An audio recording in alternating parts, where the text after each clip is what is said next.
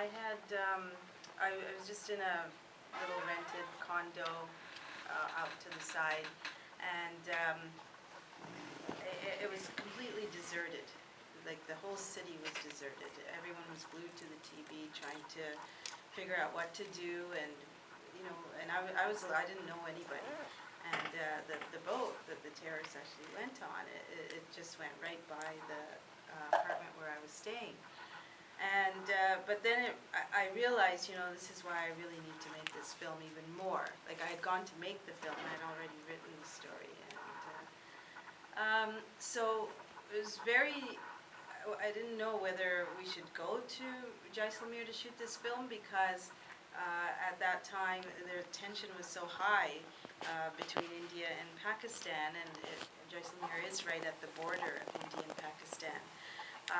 So kind of tried to progress with the casting and everything, and everyone that you saw in the film, from the cast to the crew, everyone, this was their first time acting, this was their first time playing the role that they did in terms of their crew position.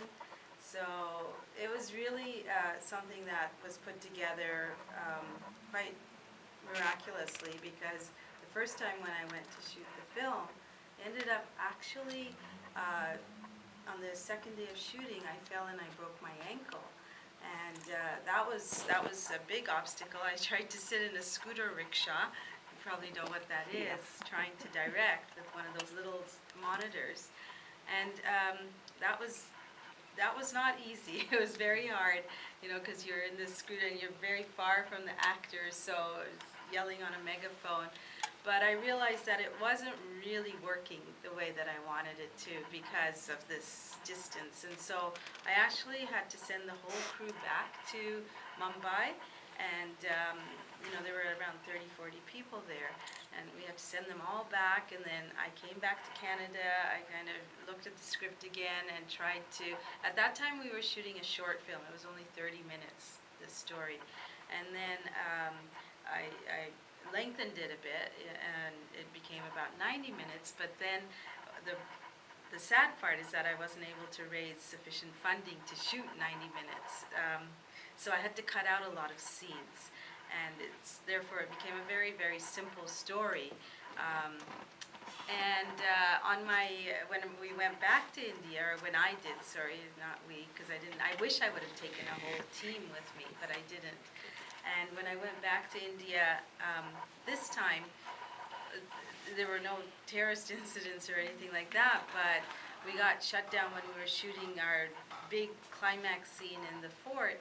We got shut down by the police because we had a permit to shoot in the big square. It was Holi festival, and unfortunately, the crew, they said, if we shoot during the Holi festival, then we're definitely going to be shut down, and so let's shoot somewhere else. We shot somewhere else, but then lo and behold, the police came there, and we didn't have the permit, so they shut us down anyway in the middle of the climax. And I thought, oh my goodness, how am I ever going to try and recreate Jaisalmer, that beautiful place that you saw in Mumbai? It's quite challenging. So I don't know if you could tell, but a lot through the film we were jumping back and forth between Mumbai and Jaisalmer. Like when he jumps into that crevice, that's all Mumbai, and then some shots in the crowd, they're Mumbai, but hopefully you didn't notice anything. And so that happened, we just endless obstacles, and I remember during the first shoot we were so rushed and panicked because nothing was ready. And every time I'd ask the assistant director, okay, so this is the scene, these are the scenes we're shooting tomorrow, we need this cast, are they ready? And the assistant director would always say, now that is a problem, every day. I kept saying that, so we were never, so it was literally to the point where I'm going on the set in a scooter rickshaw and driving there, and then I have to stop people on the street. I see a little girl on the street with her dad. I said, okay, wait, stop here. Okay, say these lines. Can you say these lines? And, and if they were good, I could ask the dad, okay, can you bring her over here this afternoon? We have a shoot. He's like, what? I go, we have to shoot. So it was that chaotic. It really is chaos when you're shooting in India, I have to say, because it doesn't, like, I don't know why, but they do tend to leave things till the very, very, very last moment, and sometimes it just never even gets done, right? So it was certainly a learning experience, and when I came back here and I did the post, again, just obstacle after obstacle. After we finished editing, the whole film went out of sync because we gave it to another editor. It was completely out. It took almost a year for us to figure out what happened. Why did it go out of sync, right? And then at that point, some people were saying, Mitra, this film is not meant to be. Just give it up. Forget it. So almost did, but no, I persevered. And so, yeah, just endless problems. And even the people, the lab technicians, they even kept saying, what is wrong? I mean, we can't even explain what happened, but it's not transferring. It's not, we can't do this and we can't explain it. It's cursed. They were even saying that. So it sometimes makes you wonder, oh, do you really, put your, because honestly speaking, I did it. This whole experience, you were shooting, we lost our art director on the second day. Our line producer never even showed up to Jaisalmer. He took part of the money and he just sent some equipment. So we didn't have a line producer, didn't have an art director. Our sound recordist, he left after a week because it was too much for him. And so it ended up that the assistant director, who were actually actors, they aren't real assistant directors, they ended up building the mud hut overnight. And they're like, I think that's why the sound guy left, because he had to build it too. I think that gentleman has a question. Sorry. I believe you live in Canada. Yes. So what was the motivation for you to go to India and create this? That's a very good question, and I have to be the craziest person on earth to have this desire to do this. But I had traveled, I grew up in Canada, I was born in England and then grew up in Nashville and Toronto, and I'd never really taken pride in my heritage and my background. And I just assimilated in order to be accepted. And it wasn't until, and also in the media in Canada, they would always show images of the poverty and negative images of India. And so it's hard as a young person to take pride in your roots, right? So it wasn't until I was around 20 that I had a chance to go back to India and explore the country, and I discovered a whole new side that I never even knew existed. And I was so overwhelmed and so appreciative of what I saw that I made it a mission from that day on to share the positive aspects of India to my fellow Canadians and to people. At first I started through photography. I took a lot of photographs. I went crazy in India because every corner of India is so vibrant and colorful and diverse. I loved it, and then I went into filmmaking. I started off as an assistant director on a TV series there called Degrassi Junior High, and then, oh, you heard of it? Yeah. Oh, okay. So that's kind of how I got my start in the film industry, and then I went on to become a teacher, and it was actually in teaching that I was inspired by an incident that happened in my classroom about dealing with racism and the Bindi. Oh. And that was my first film that I made called Just a Little Red Dot. And then I went back to teaching. You have to make a living, right? It was hard to make a living making these films. But and then I made another film called The Peace Tree that focuses on, so my whole life I've been also, because of the experiences that I had in public school, because I did feel excluded and I did feel covert racism when I was growing up, right? And I just wanted every child, everyone to feel proud of who they are, take pride in their roots, but also explore the world around them and find a good balance, which is the key. And so that's why my films have always promoted the message of peace, of unity, of celebrating diversity. That's my passion, and I had discovered Jaisalmer while I was traveling through India, and I just said one day I have to come back and make a film in this city, because it was just absolutely breathtakingly gorgeous. It's a medieval town, it's timeless, you feel like you step back like hundreds of years, and tried to capture a bit of it. Although the irony is that we go out to Jaisalmer, we end up shooting in this mud hut for almost 11 days, you know, and so we could have, I guess, created the mud hut in Mumbai, but at the end of the day, that's how it went. Yeah. How did you get the background?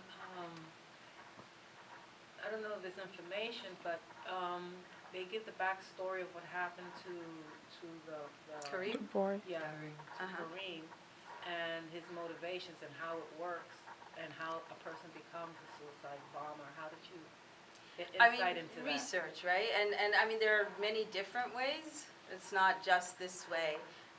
This is one of the ways. A lot of I've heard that, you know, sometimes they go to these families, poor families, they pay them a lot and take the kid away. So there are a lot of different ways that it's done. Like, this is just one way. First of all, I thought it was a beautiful story and message. Oh, Thought thank it was an you. amazing film. Where are you from? So originally my parents are from Pakistan. Okay. I grew up in the States, but after I got married, I did go back to Pakistan, so I sort of got an idea of the culture and the heritage and our religion. So we are Muslim. Okay. A lot of the film, like speaking on behalf of a Muslim, a lot of the film I thought was based on the brainwashing of children, which we do know that it does happen. But do you feel that the average American who doesn't know much about Islam is missing the true idea of what Islam portrays? Let's ask someone American. But a lot of the people here, I think, are very educated, right? So I'm talking about the average American who's just listening to the media or watching what the media is showing them. The one part that I noticed was when the imam was giving a contradictory message That was very good. to what was being said to the children when they were training them. So I thought that came through, because that was the conflict. He remembered what the imam said, right. as opposed to what this guy was saying. Right. And that is a verse from the Quran. So killing one person is killing like a humanity. Right, And so he that's just had that contradictory feeling yeah. because that's what he was taught by the imam, but he then was those a people kid. that were brainwashing him were teaching him a different message, Right. right? But for the average American, so there wasn't enough about, I think that was the true message of Islam, right? So was there enough about the true message of Islam where people would get the wrong idea that this is the majority of what is, these countries are I teaching our tried to children? balance it, you know, I really did try to do that, and that's why that scene is so important. That scene because was it's very important, completely right. That scene was crucial. contradicting. Yeah, Yeah. and I think most young Americans understand that the terrorist camp and the lead terrorist, I mean, that what they're teaching is not. I would think that the fact that he did not go into the crowd, whereas he could have and blew everybody up, and the fact that the one that he grew up with also refused, I think that's a testament as to what's true, you know? So I think the very fact, had he gone back into the crowd, and it would have ended horribly, and it would have been, I think that would have led people to believe, oh yeah, they're brainwashed and that's it, and that's it, and that's it. But I the fact think- that he went, That he exposes the root, not just turns himself in, that he exposes. right, right. And I think that that's the point, is that people are hopefully taking away the message that these kids are innocent, they're like puppets. Right. Yeah, he was able to. Oh. Well, I just wanted, because the movie pretty much portrays what's going on right now and blaming Muslims for every single attack that's going on.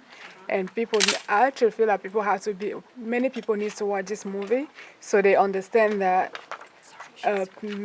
some people are using Islam or Quran to inflict wrong information on others. Right. And I don't have a question. I just wanted to let you know that it's a message that needs to go further than just this room.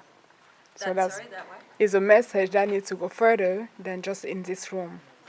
So many of us, because yeah, I have Muslim friends and they go through a lot of Of course. judgments, Of course. I even mean, though it's whatever's very going on is really not your fault. No, of course So not. I really enjoyed the movie. That's certainly why we convene this festival every year and try to bring together opportunities for people to learn and respect other cultures. That Yes. maybe they've been given uh, misinformation or selective information about people associated with a culture that can make you think that it is more negative than, Yeah.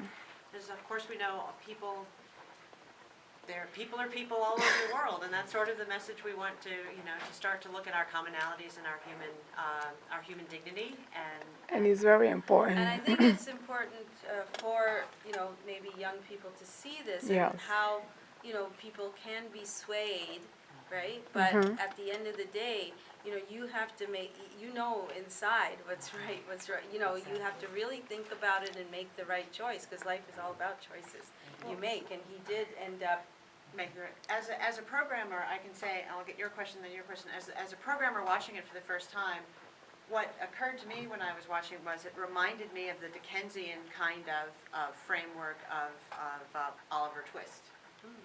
That a boy who finds himself rejected by society then is taken in by a false family.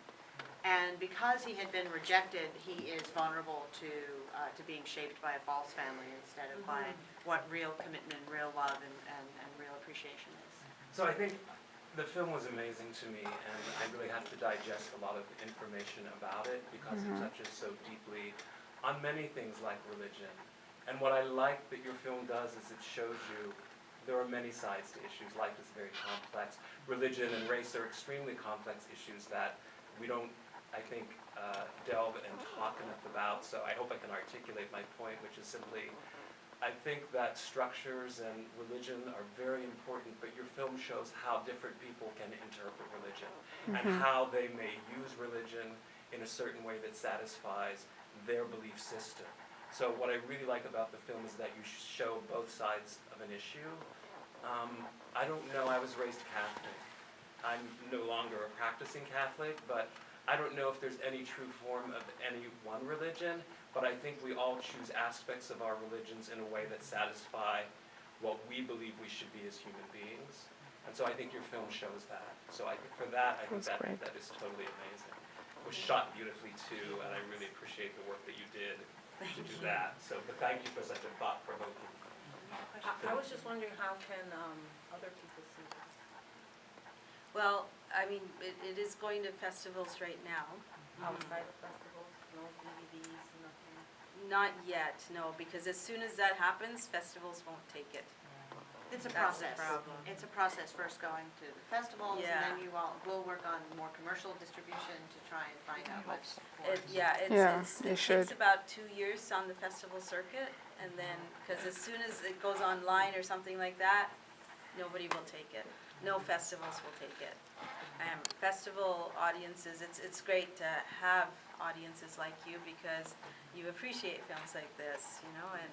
And you can interact, whereas once it's on Yes. television, you won't be able That's to right, interact. that's right, yes. And, sorry, you were gonna say And- something? Well, just the fact that you told the story about that the children and all of the actors weren't really actors. Right. So I'm thinking that, their portrayal was so authentic to who they were. Yes, yes. You Uh, always try and cast, especially if you're casting children, try and cast kids who are the character you're looking for. That way they can just be natural and be themselves, right? Whereas, the actor, the main lead actor, he was on the first shoot. He's the only one who was on the first shoot. And he did look younger then. Like, I did want someone more youth like a little younger looking. He had grown up a bit into kind of a man. But he really wanted to do the film, so I said, okay, you know, I went with it. But the others are all, like the other kids had all grown up, so I couldn't, and poor things, you know, they felt so bad. One became the Robin, you know, the ha ha ha, that guy. On that, yeah. Yeah, so, but, because, you know, just recently there was a youth who actually, he was a suicide bomber, and then he, at the last minute, he just didn't want to do this, right? And he just took it off, and he's like, help me, you know, like he's screaming to the people on the street, help me, I don't want this, you know?